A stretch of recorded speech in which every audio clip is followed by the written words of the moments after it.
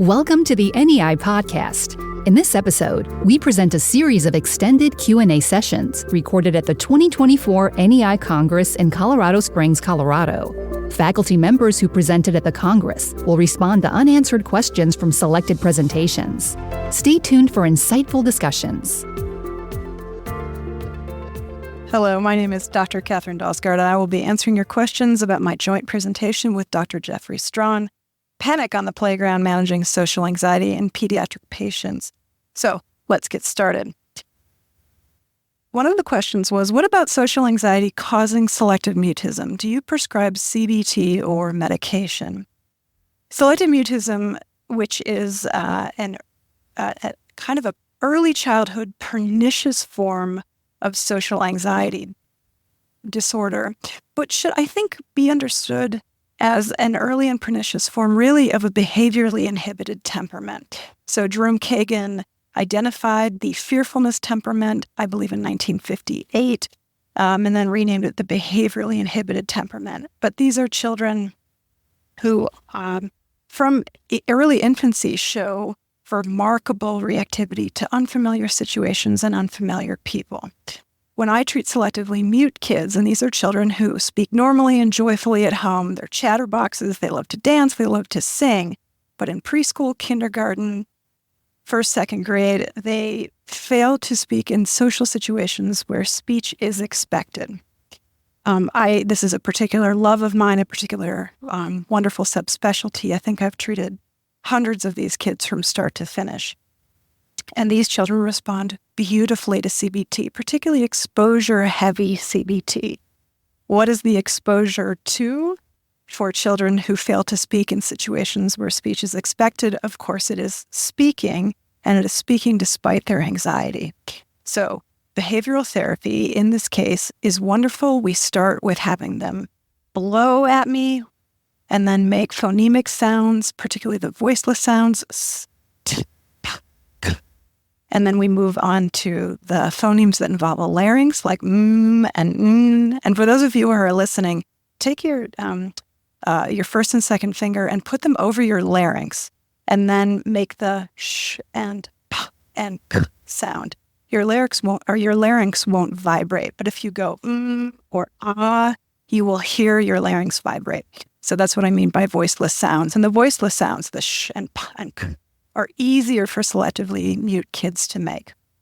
So we move from those to the phonemes where their larynx does rattle a little and it feels like real talking, and then I get them to answer single word questions with one word answers. And then we move up the hierarchy to full sentence answers, great full sentence, to asking structured questions. I have them take a poll and walk around the waiting room and ask everyone waiting in the waiting room, what's your favorite color? And then mark it down. And I give them rewards for every single person that they ask.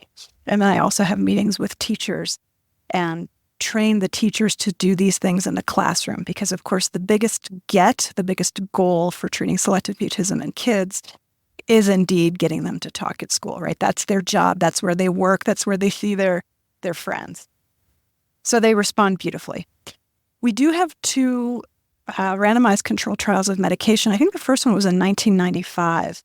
And these children do respond beautifully to SSRIs. I will typically call or recommend an SSRI if I can work with the child and she'll get to answering, she'll answer anyone, but I cannot get her to initiate speech. That is to be the first person who talks, either what's known as an instrumental initiation, meaning I ask a question or I ask for help. Can you help me with my backpack? Can you unzip my jacket? Or even more importantly, social initiations where they will go up and say, teacher, we went to Dutch Wonderland this weekend, or go up to a friend and say, oh, we went to Dutch Wonderland and my favorite ride was the swings. So if I get a kid who will not initiate, I will recommend medication because they do respond. It's well tolerated in these small children. And that often, I think even better than what I can do via exposure-based CBT, gets that effect, the initiation effect. So I'm a big fan of medication for selective mutism. Parents worry about these medications for very small children. But in fact, we know that medications like fluoxetine and sertraline for children even as young as 4, 5, 6 are well tolerated. And one of the things that I will say to parents when I'm introducing the concept of medication is there may be a side effect, and one of the somewhat reliable side effects of fluoxetine or sertraline in young children is disinhibition. They might get a little disinhibited.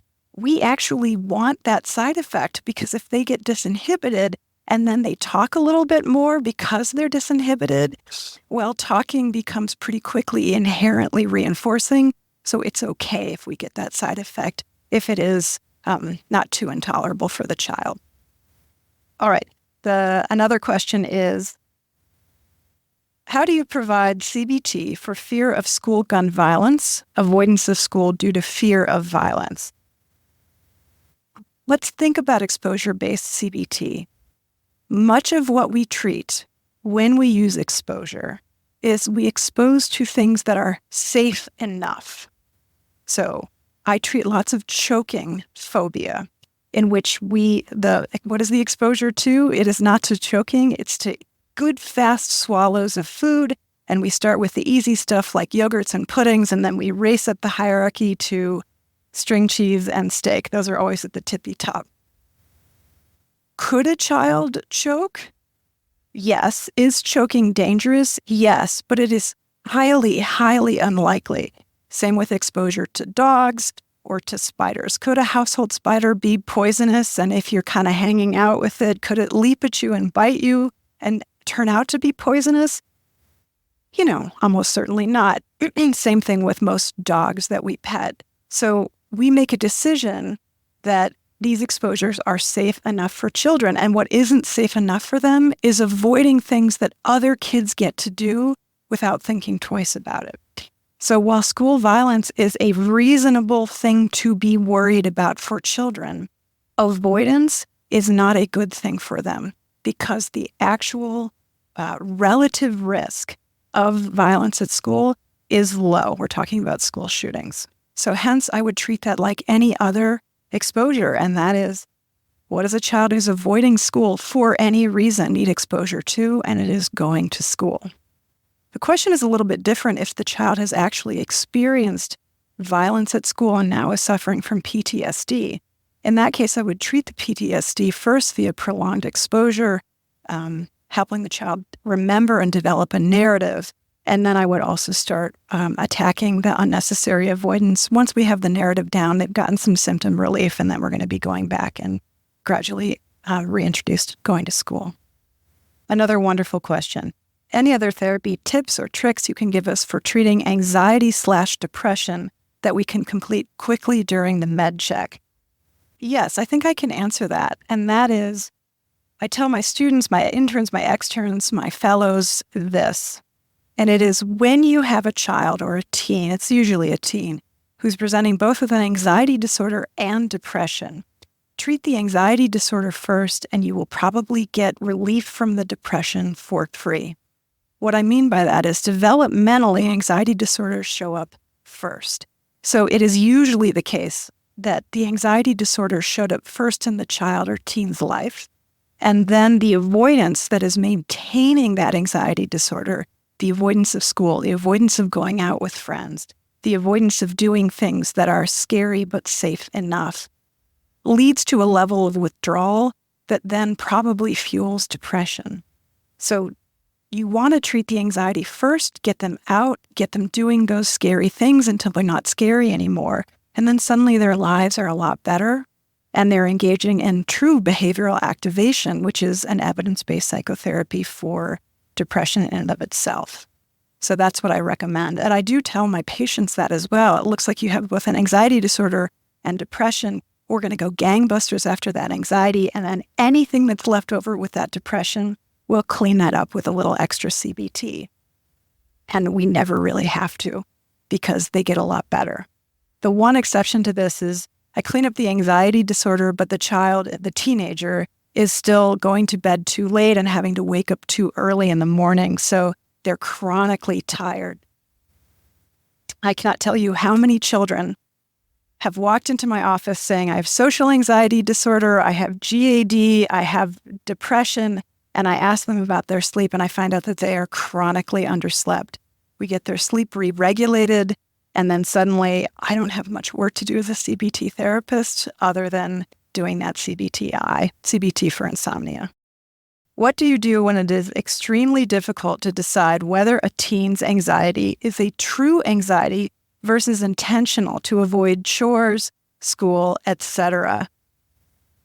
Well, my students, my interns, my externs, my parents asked me this question all the time. You say that anxiety disorders are maintained via avoidance, Dr. Dahlsgaard, but sometimes I think my teenager is avoiding doing chores, is avoiding going to school because he just kind of doesn't want to, but he's figured out if he says, I can't do it because I'm anxious, it gets him out of doing it. Do we need to tell, is the treatment any different? The answer is actually no. So the treatment for both, whether it is avoidance due to anxiety or avoidance due to, I just don't feel like it. We have a teenager who is kind of suffering from the same thing functionally, and that is they are not meeting developmentally appropriate expectations for getting out there and doing stuff they would rather not do.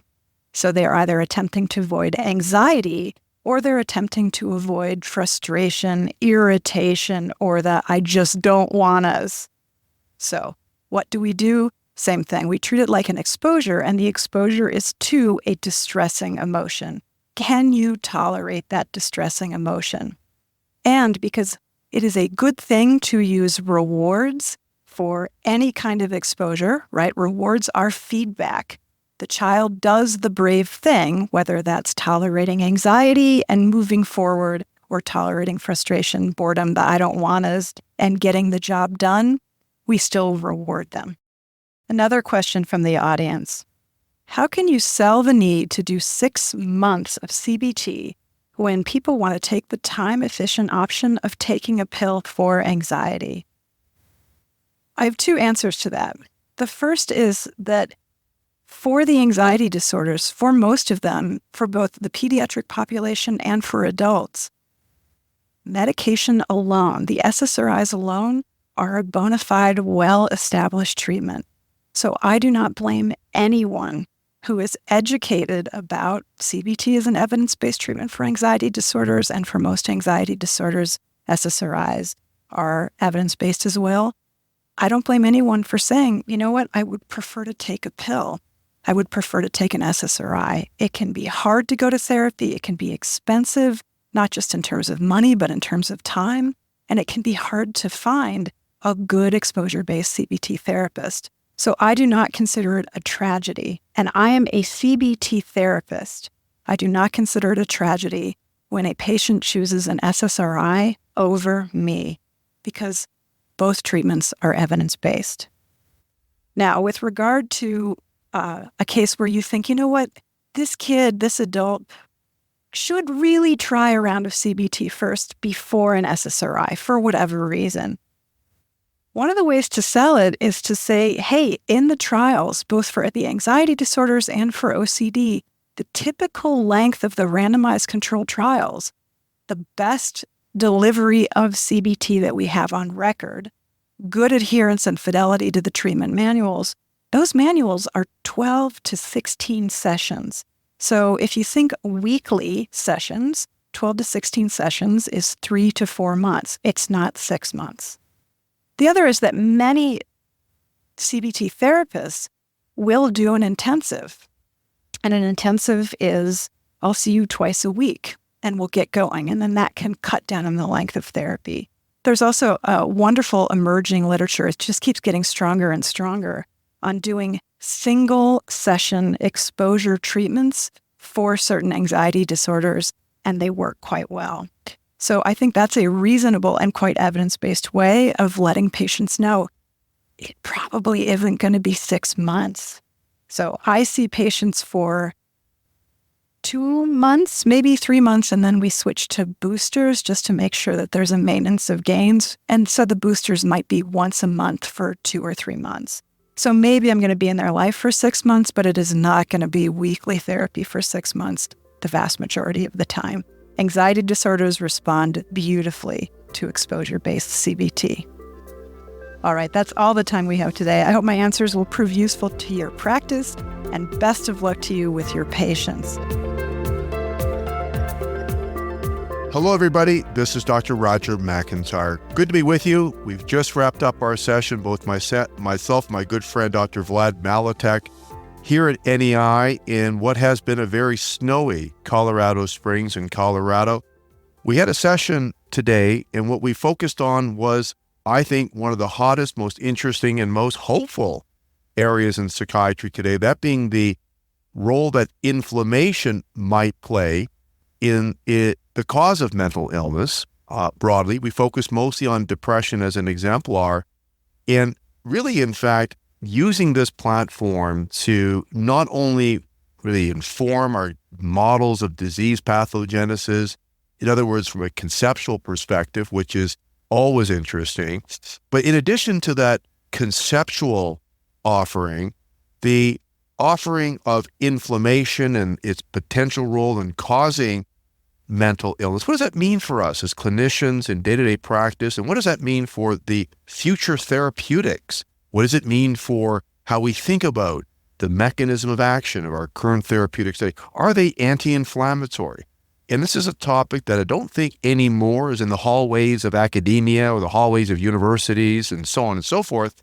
This is something people are talking about on TikTok and social media. There's a lot of interest in the public square, so to speak, of the topic of inflammation. So it was a lot of fun to do this presentation with my good friend Vlad Maletic, who also is an academic with tremendous wealth of knowledge and information in this area.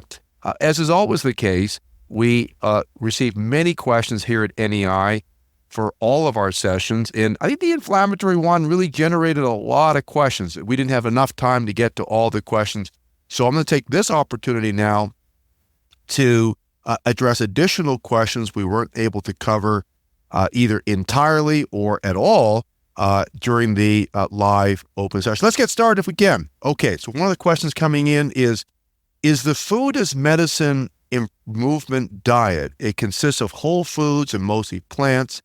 Can a healthy diet such as this reverse and prevent inflammation without really anti-inflammatory medications? Look, this was a question from one of our colleagues. Thank you for the question. It's a fantastic question. And I think that the point I think that emanates and surrounds the question is really, really fascinating. And that is, let's start off with diet. Does diet evoke the immune inflammatory system?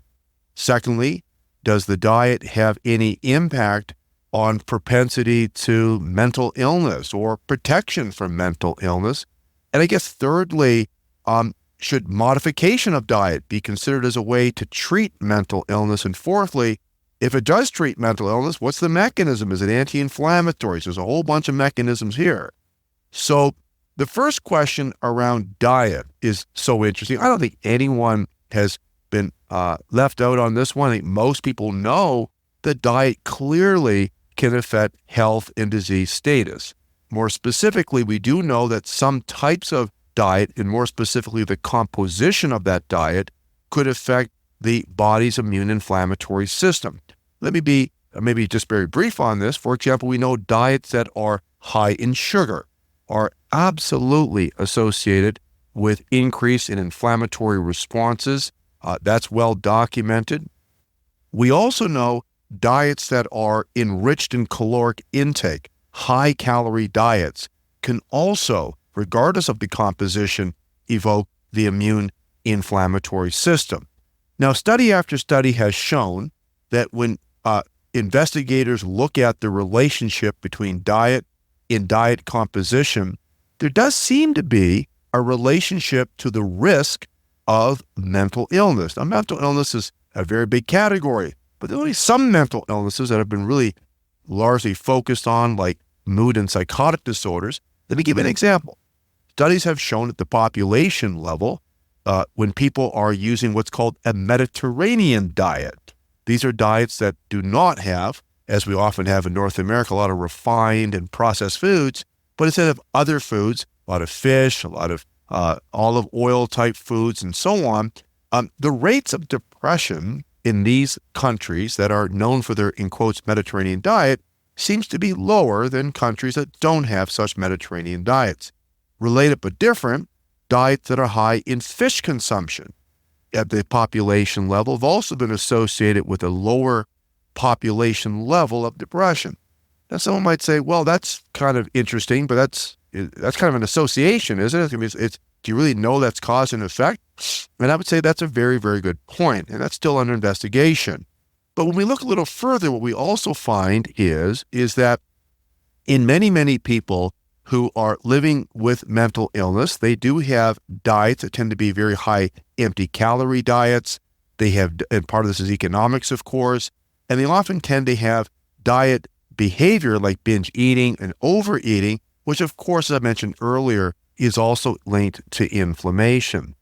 So I think what I would say is that there is, in fact, reasons to believe that a balanced, healthy diet is probably the best place to start.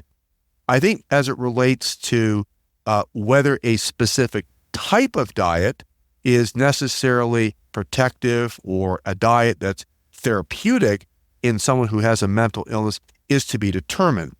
Investigators around the world are looking at diets like ketogenic diets or fasting diets or diets that are at certain times of the day trying to keep your food consumption before lunch hour, or fortifying the diets with certain foodstuffs like fish oil and things of that nature. These are all hypotheses to be tested. I don't think we can say that there's any one of these types of diets I've just mentioned that's fit for purpose, but they certainly are fit for research, and we need to find out what this study's results tell us. But I think in the interim, I would summarize then by saying that there's no question that diet does affect the inflammatory milieu. Second, some diets are more inflammatory than others. And thirdly, there are in fact data to show that in the diet, perhaps through the inflammatory metabolic system, may be increasing or decreasing risk of mental illness. And for now, what I would say is we don't have any recommendations around any kind of specific diet, but if we can get patients from their current diets up to a healthy diet, along with exercise, sleep, social connectedness, that seems to me to be a very fit-for-purpose strategy. Our next question coming in is, do you recommend drawing inflammatory markers in patients? If so, which ones? Do you have an algorithm you use to determine which inflammatory markers that we should be taking or not? Love the question. So if inflammation is alleged to be relevant to the pathophysiology of depression, maybe it's also relevant to the response likelihood of an SSRI. In other words, we have some data to show that if patients have increased inflammatory markers, the probability of responding and remitting to an SSRI attenuates. So if that's the case, I love the question. Why don't we just check their inflammatory markers? If they're elevated, then maybe I shouldn't put my patient on an SSRI. Very good thought. At this point, I'm going to answer to the question by saying no. I would say we're not yet ready to recommend routinely measuring someone's inflammatory markers like a CRP or IL-1, IL-6, different cytokines, chemokines, and so on and so forth. Some might be saying, why? Why am I not emphasizing that? The literature seems pretty compelling. Well, in order for us to recommend that we should be routinely measuring these markers, there's some additional research that needs to be in place. The first checkbox is we have established that there's an increase in inflammatory markers. We've also established that in some cases, these elevated markers could attenuate SSRI response. But there's more checkboxes we haven't filled in yet. In other words, one checkbox would be, if I do routinely do this, does it have any impact in a reliable, reproducible, meaningful way for most people? And then the next checkbox, is this a cost-effective strategy? And those checkboxes and a few others have not actually been completed yet. So for now, this is certainly very curious. It's a curious topic. It is certainly a highly replicated finding, but I think we still have, as I say, to round the horn a little bit. In other words, there's a few more checkboxes we need to check off before I could stand up and say, guess what? The science is strong. It's also been shown to be rubber tested in real world practice that it makes a difference to the health outcome. and it is cost effective. So it's a bit of kind of additional points that we still need to think about. But again, I don't think we're saying throw the baby out with the bathwater. We need to do those additional studies to show utility and clinical usefulness as well as cost effectiveness. Okay, here's a question. What are my thoughts about this whole self-harm? Oh, what, so wonderful. The thoughts on self-harm, causing inflammation, and then that leading to depression. This is such an interesting question. We do know that many of our patients do engage in self-injurious behavior and self-mutilative behavior, and this is not confined to any specific mental disorder. It cuts across many different conditions. And I don't think we are really at a stage where we fully understand that behavior. But I do think in some situations, there is in fact a biological effect that is either being reinforced with this type of behavior. Now, historically, people talked about opioidergic dysregulation as playing some part in self-injurious behavior.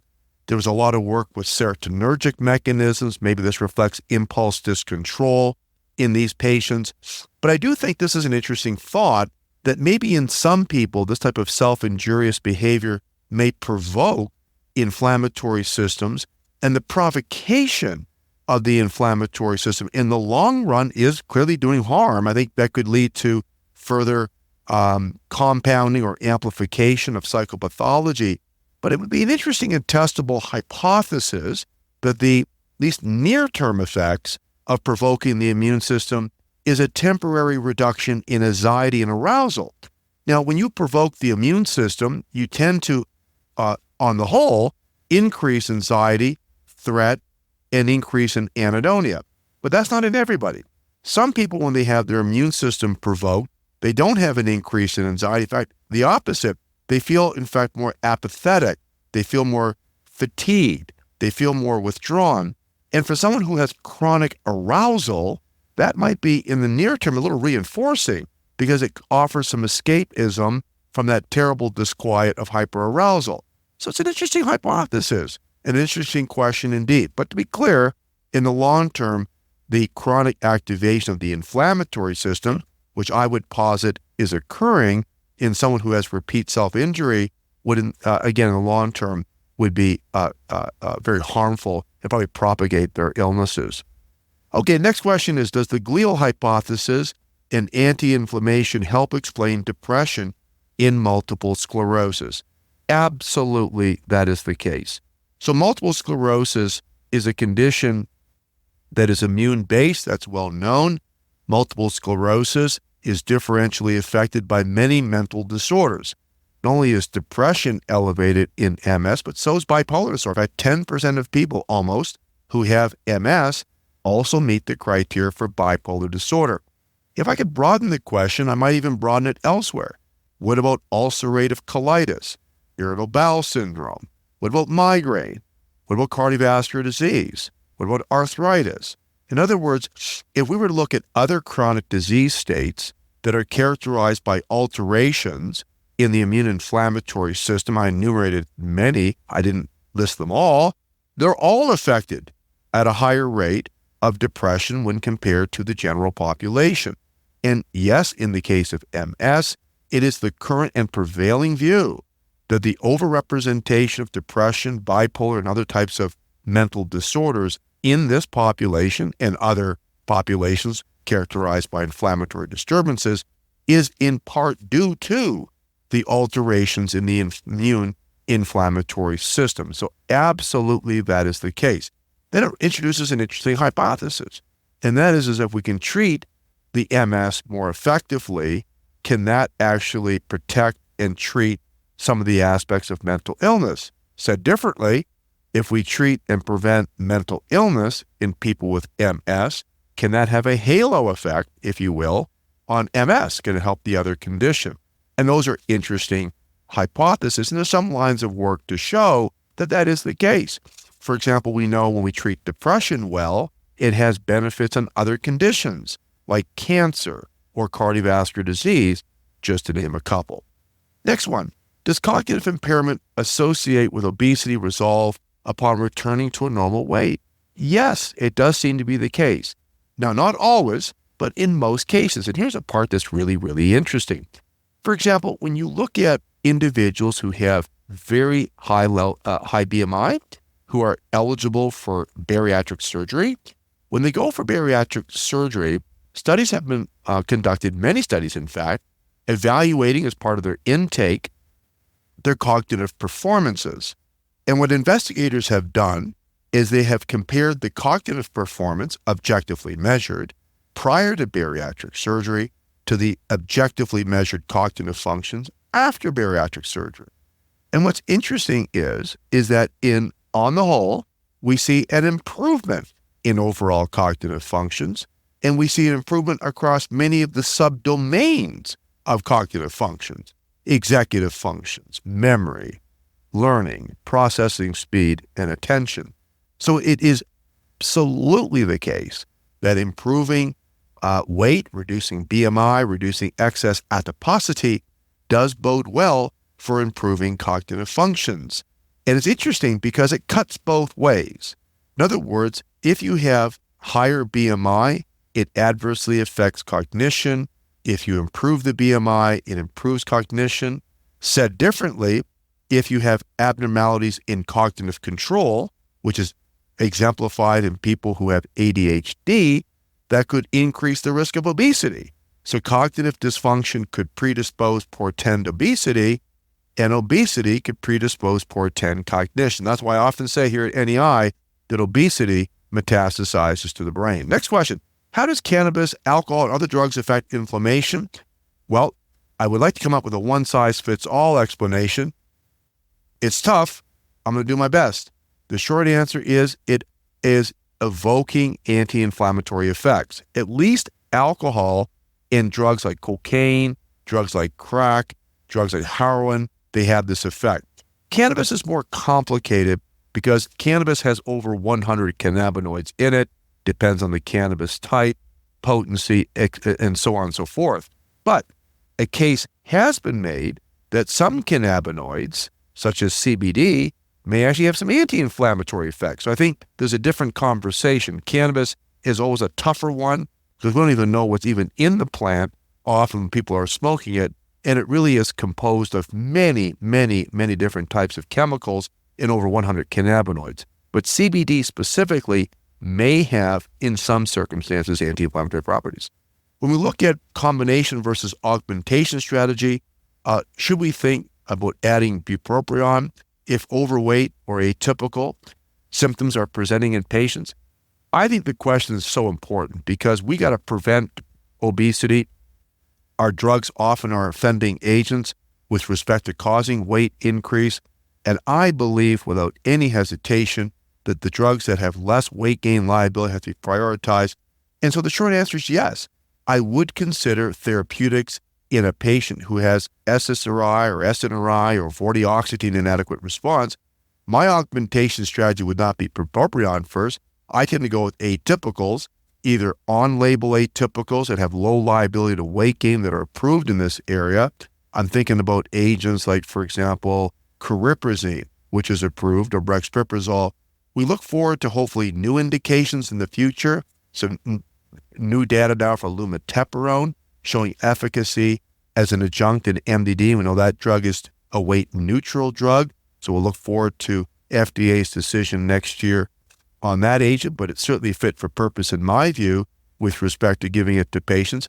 But if patients don't benefit from an atypical, a second-line approach might be in some cases a bupropion. Finally, if patients do have major depression or bipolar, and they are overweight, obese, whether the medications were the offending agents or not, I do think that the weight does have to be prioritized to the same extent as their psychopathological symptoms like depression, anxiety, and so forth, because we know that the overweight obesity is going to influence the probability of response. And that's why I think diet, exercise, sleep, but also in some cases, the use of medications. GLP-1 receptor agonists we talked about here at NEI as antidotes to psychotropic drug weight gain. But again, they're already indicated for use in treating obesity and related conditions, diabetes, type 2, and also the prevention of cardiovascular mortality. in people who have obesity.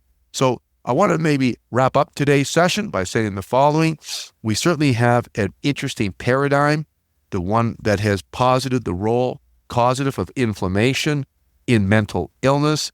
And this paradigm is providing fertile ground for us to hypothesize that perhaps in some people, the prevention and treatment of mental illness may be through the pathway of modulating the inflammatory system. A call out to all of you, and thank you for your questions. I really appreciate it. And again, a thank you to my good friend Vladimir Maletic, who worked with me on this particular session. So stay well, and we look forward to continuing the conversation in the future. Hello, my name is Dr. Thomas Schwartz, and I'll be answering some of your questions about my presentation called Wake Me Up Before You Go-Go, Strategies for Improving Sleep-Wake Issues. So let's get started.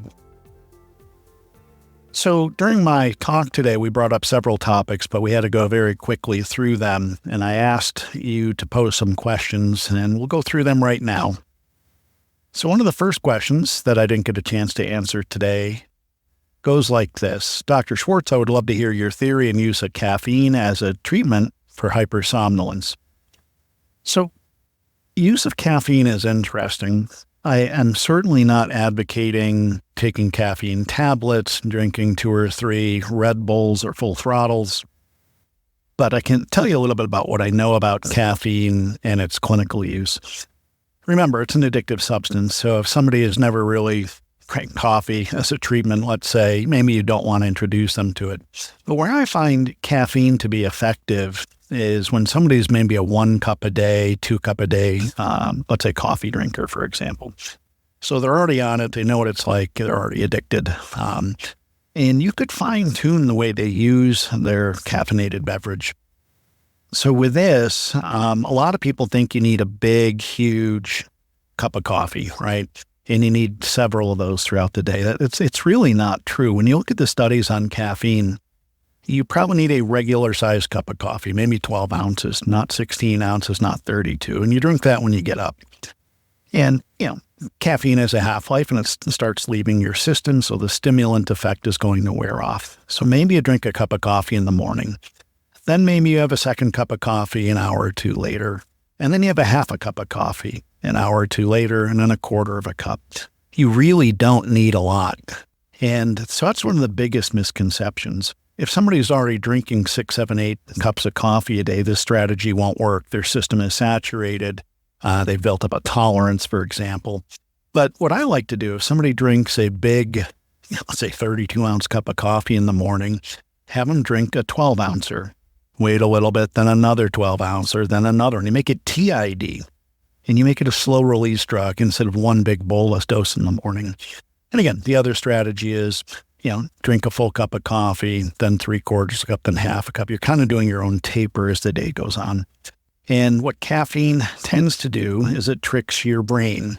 It blocks adenosine receptors, also allows more dopamine to be more free-floating. So you get dopamine alerting. That's the part that can be addicting. And you trick your brain into thinking it hasn't been awake as long. So caffeine sometimes is a simple strategy, and that's how I use it. For the next question, the audience members asked me to comment on the use of mirtazapine, the antidepressant, as an off-label treatment for insomnia. I think in clinical practice, it's a fantastic choice, especially if the patient has a depressive disorder with anxious distress and especially insomnia. A side effect of this medicine is making people feel fatigued, insomnolent, or sleepy. You can use that to your advantage. You dose this at night, maybe a half hour to an hour before bed. It reaches its peak plasma levels, and people get tired and go to sleep. Oftentimes, you don't need a secondary sleeping pill. You don't need to use a Z drug or a DORA drug because it has its own built-in sleeping medicine. How does it work mechanistically? It has antihistamine. So when you block H1, you're removing arousal, right? So histamine's an arousing chemical. We're going to block its effect. I think that's part of it. And that's what probably gets you to initiate sleep and maybe stay asleep. Mirtazapine also blocks serotonin 2A receptors. And I don't think those are sedating, but they tend to promote deeper sleep. So you kind of have a sedative that gets you to sleep, and then the serotonin 2A antagonism probably keeps you in a deeper, more efficient sleep. So it's kind of a nice 1-2 punch. So I do think it's effective as a standalone antidepressant with a built-in sleep-producing apparatus. Can you use it as an add-on, like to an SSRI, SNRI? Absolutely you can. I think Linda Carpenter's work out of Brown shows us this is one of the most effective combination strategies for treating depression. And if the SSRI, SNRI didn't work for your insomnia or anxious distress, or it actually created some as a side effect, I think the mirtazapine combination does a good job of canceling out those side effects. So like Dr. Stahl says, it's great to get into win-win situations where you're boosting effectiveness of a drug to be a better antidepressant, and you're canceling out each other's side effects. And I view mirtazapine as a really nice combination strategy. Another question asks about melatonin and what are my recommendations using it as a sleeping medication. So melatonin is over the counter, and I'm not sure it's the greatest sleeping pill. It doesn't seem to have a knock you out pro-somnolence effect. Its best data is actually helping jet lag and circadian rhythm shift type disorders. But as a sleeping pill, I think it is fascinating. If your patient can actually get themselves drowsy and into light sleep, that's where I think melatonin does its magic and takes over. So when you take melatonin, it agonizes the MT1 and MT2 melatonin receptor system. And I think the first one dampens your reticular activating system. So we dial down norepinephrine and dopamine, for example. We remove arousal. And then the MT2 agonism keeps your 24-hour clock, maybe your suprachiasmatic nucleus, entrained to 24 hours. So mechanistically, melatonin's really cool. But it's kind of light. Its bioavailability is poor. All of it doesn't get across the blood-brain barrier. The preparations over the counter are variable in how much melatonin's in them. So sometimes it works, sometimes it doesn't. But if the person is bolt upright, hyper-aroused, jittery, I'm not sure it's big enough to knock somebody out. But if they can drift into early sleep, it takes over and does a very good job. Not addictive, not much hangover. It's probably one of the safer insomnia treatments we have. So I like to start with it, and a fair amount of people for that reason. And a lot of patients have tried it because it's over the counter. Dosing was asked about 3 milligrams. I try that for 2 weeks. If melatonin's funny, sometimes it doesn't work on the first night or two. You need to suggest to people that I need you to take it for 2 weeks. Do some sleep hygiene activities to improve your sleep schedule and those things. But give it 2 weeks. If it fails, I have them go up to 6 milligrams for another 2 weeks. Then I go to 9 or 10. So they come in 3 or 5 milligram dosing strengths, usually over the counter. So maybe it's a 6-week trial at low, middle, and high dose. And if it doesn't work after that, I do take people off of it. It's just like any drug, it didn't work and it failed, and we're not going to let you hang out on it forever. And like any primary insomnia, if you get people back to a good sleep regimen over several weeks, then I think you can kind of taper it off slowly and get rid of it. Some people need it chronically. We have people that just are never going to sleep well again without a treatment. So I've had people on over-the-counter melatonin for years. The final trick is the slow-release melatonins seem to work better.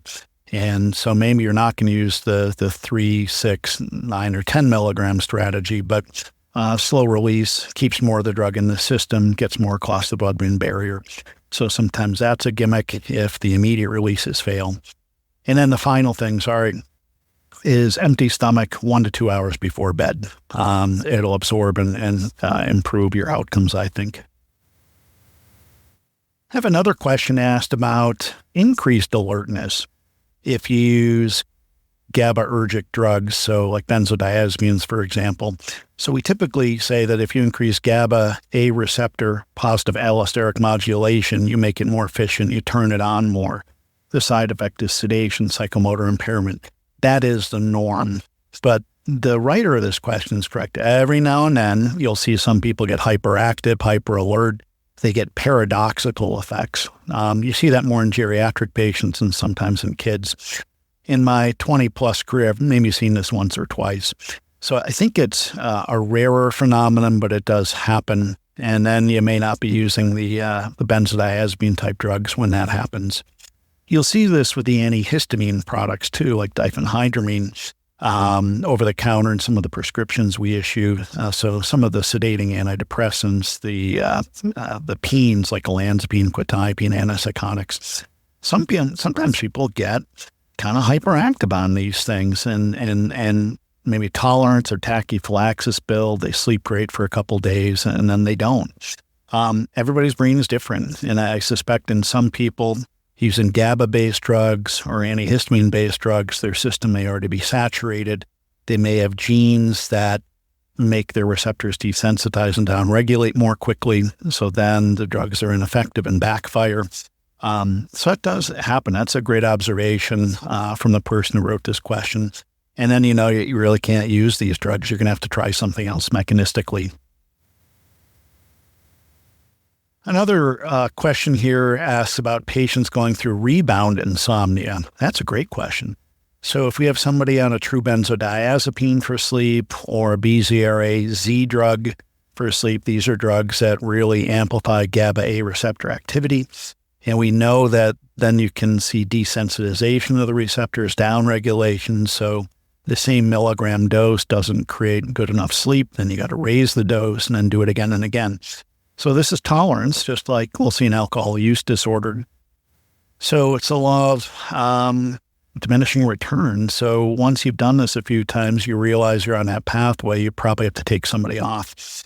If you take somebody off too quickly, what you've done is you've raised the brain's GABA activity level, so your brain parallels that with glutamate. They always want to be balanced. When you yank the GABA away, all you get is glutamate excitation around. People are sweaty, shaky, might be in a little bit of withdrawal.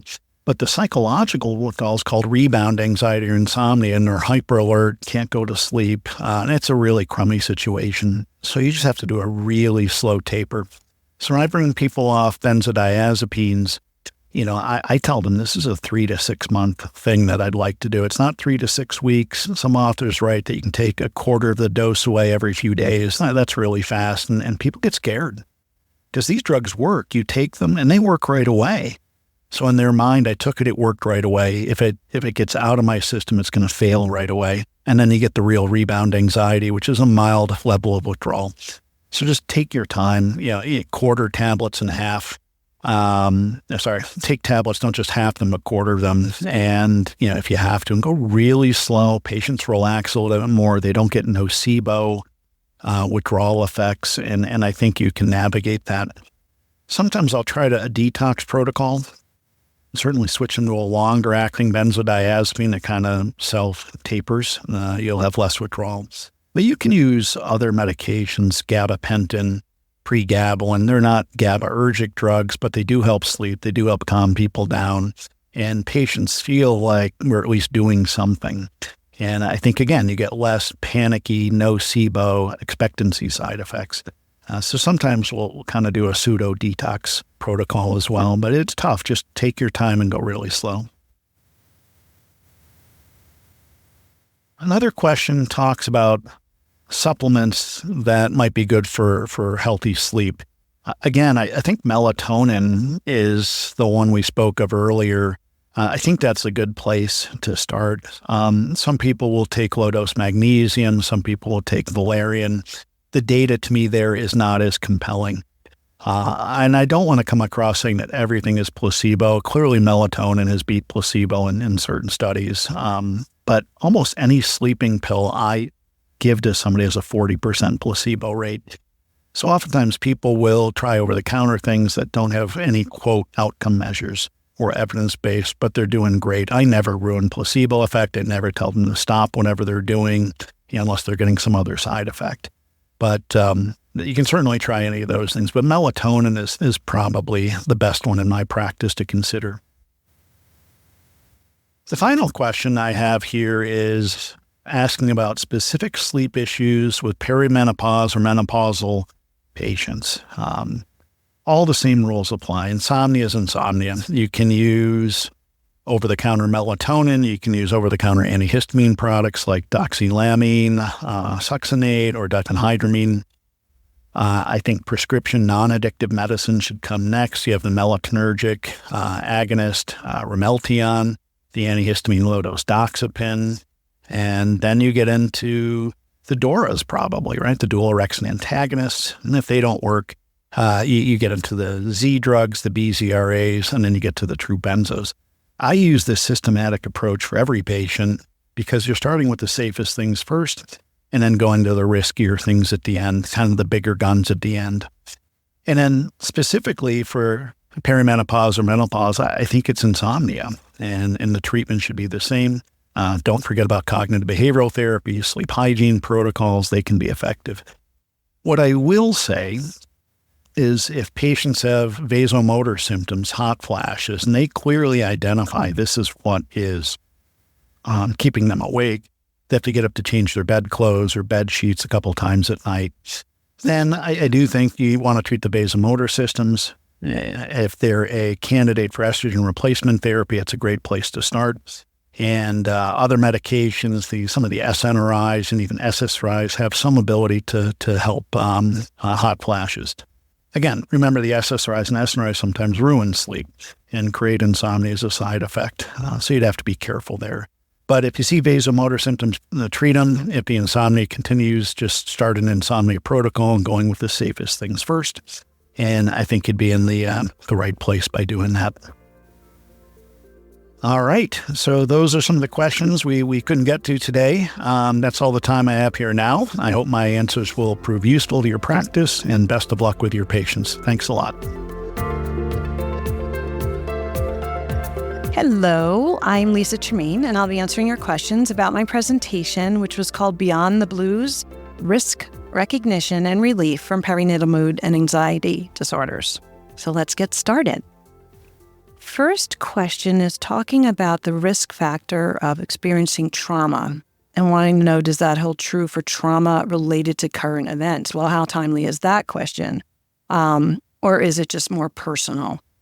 My organic answer to that would be that, yeah, it definitely could be from current events, because what you perceive as trauma, what you perceive or feel is a threat or you are worried about is real.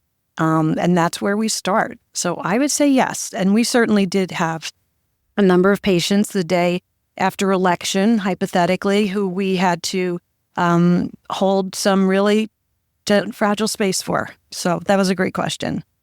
Has anyone looked at rates of depression and anxiety in same-sex couples and who adopt newborns or other adoptive parents? Yes, we will. At our center, we have same-sex couples.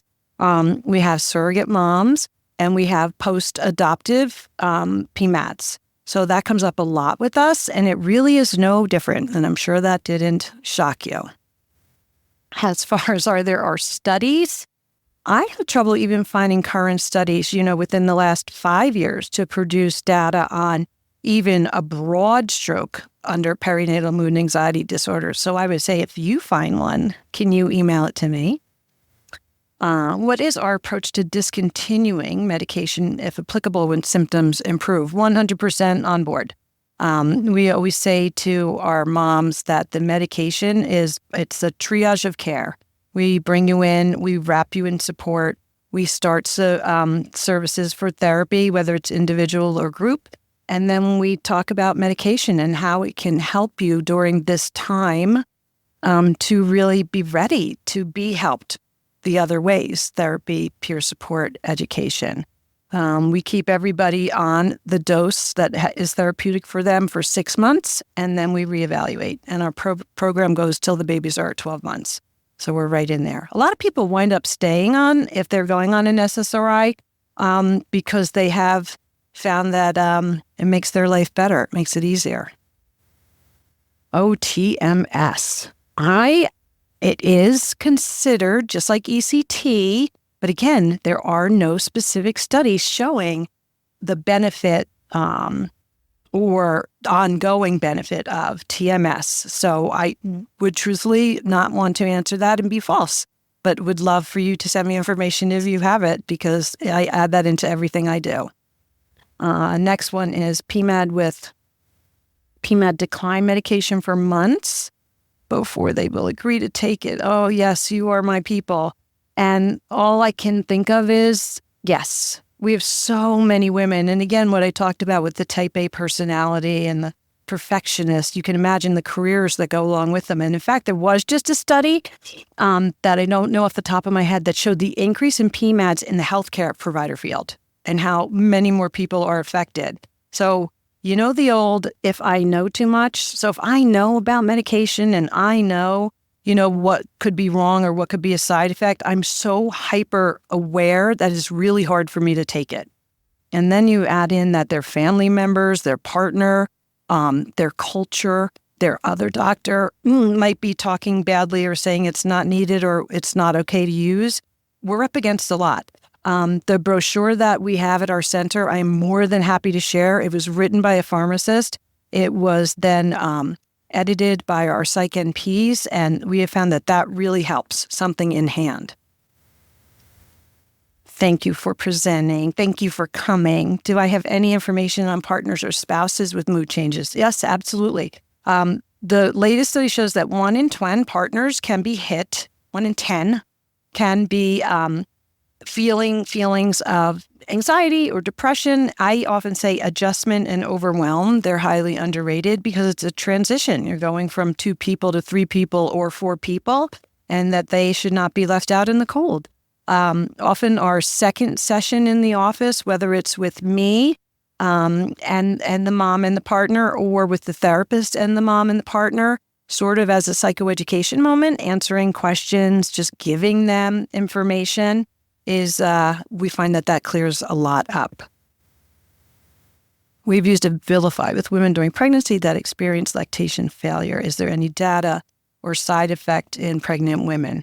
We absolutely use Abilify. That's like one of our top 5. I have not had any feedback on breast milk decrease, but I work with a lactation consultant who I can actually ask if she has any. So if you'd like real information, email me with this question again, and I will answer you personally to make sure I'm giving you the right information. I've read that you should stop using SSRIs in the first trimester. Others say stop in the third. Others say take it throughout. What are your thoughts? That's pretty much the problem, right? So we're always dealing with where the mom is at. So if she's coming to us pregnant, 12 weeks, so anxious, can't sleep, can't eat, ruminating thoughts, we definitely want to get an evaluation for medication and how that could help relieve those symptoms for her during this pregnancy, making the pregnancy have a better outcome. But you are up against someone who's really believing that the medicine isn't something they should be taking. Because this information is out there. Don't take it in the first trimester. Don't take it in the third. And everyone can find what they want to find on Google. So we use the risk scenario. What if you don't? And what is this doing to your fetus in the first trimester? If you don't take it in the second trimester, how is that feeling going to be? In the third, when you're preparing to deliver. So we do make a lot of headway that way. One of our, my psych NPs will, with women who are really concerned, wait till organ formation after the first trimester, and that seems to do enough for the mom's level of anxiety and what she has read. So we will do that. What is the acceptance level of male practitioners helping in this space? Well, had you asked me a year ago, I would have said I hadn't met one. But I collaborate under the director of OB, and I have a dotted line to psych. In the past year, I have had an OB fellowship who is a man. I have had a psychiatric pharmacist who's a man. And I now take nursing students from 2 of the schools, and I had nursing students come in who are men, and it's nothing. It's great. It's working. We overthought it. Definitely, it's okay. We work in a team program. with at-risk teen moms. I deal with a lot of anger and rage and aggression. Yes, I've used a lot of bupropion and albuterol. You know how good I am at this, and treat substance abuse with naltrexone. Any suggestions to ease this? No, and bless you. You're doing amazing work. That's exactly what we used to. Literally the combo. A lot of work we do with our young moms is rage, is anger, is more of a physical agitation, and that's exactly the substances we use too. So, bless you. You're doing God's work. Please don't stop. We need you out there. Do you recommend following mothers past the first year? So much so, yes. In fact, we're looking into opening up a maternal wellness center now so that when my moms graduate from our program and have realized like the amazing work they've done in the time they've been there on issues they had that they never wanted to deal with, or issues they had they didn't even know they were dealing with, or just really becoming the best person they can come, they don't want to stop. And, there's not enough therapeutic help out there for all of these people. And so I have to graduate the moms and refer them out to people I know. That's me. So I will only hand them off to someone I know. It's a great list. We really do. But it would be a nice continuum of care to have a maternal wellness center where then we could have moms continue the work they've been doing and also have psychiatric nurse practitioners available if they are choosing to stay on medication to have it managed by the right person. So 100%. We had to put a parameter on the program because of our volume. So we chose pregnancy through the first year. I hope that answered all your questions. That's all we have time for today. I hope my answers will prove useful to your practice in some way. Best of luck with your patients, and please don't be afraid to use my email if you have further questions or want clarification, or I can be of help in any way. I truly mean that. Thank you. Thank you for joining us for another episode of the NEI podcast. Please let us know what you'd like to hear more about by leaving a review. Don't miss another episode. Subscribe today. For more information about NEI and our premier educational content, please visit NEIglobal.com.